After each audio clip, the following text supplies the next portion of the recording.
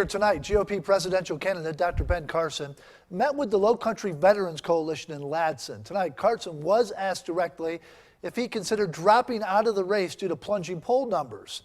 News 2's Matt Alba was there, joins us live in the studio with Carson's answer. Matt. Well, Brendan, Dr. Carson was asked if he would be willing to join a 2016 ticket as a vice presidential nominee.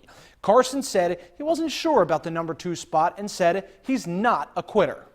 The next president of the United States, Dr. Ben Carson.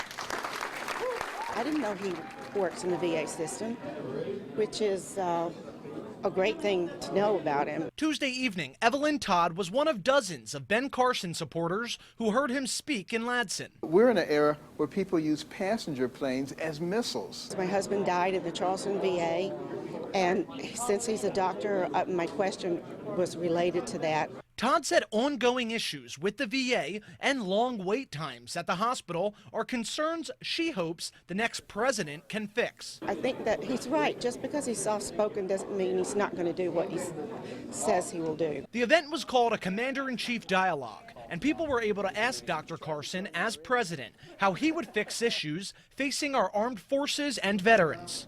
He's actually worked within the VA system. He was a physician that actually tried to help veterans. Recently, Carson has said the preeminence of national security issues in the presidential campaign hurt his poll numbers. Tonight in Ladson, Carson argued that his soft-spoken nature is unfairly interpreted as not being tough enough. There are a lot of people in our society who like to say that I'm weak because I'm soft-spoken. Well, I'd like to let people know that the volume at which one says something does not determine their strength. Carson argued he's a strong leader with a long list of personal accomplishments that he says a weak person couldn't have tackled. However, an NBC News Wall Street Journal poll released 9 days ago shows Carson dropping to 4th place in the GOP race, with an 18-point decline since late October. But supporters tonight said there's still time for those numbers to change. We have had some problems with the VA, and it's very important that a man like Dr. Carson addressed them, and he did very well in the questions that he did address. Now, the former neurosurgeon has recently seen a free fall of his poll numbers over the past month, which has coincided with the rise of Texas Senator Ted Cruz. Now, Carson told supporters in Ladson he believes his numbers will go back up. Live in the studio, I'm Matt Alba for News 2.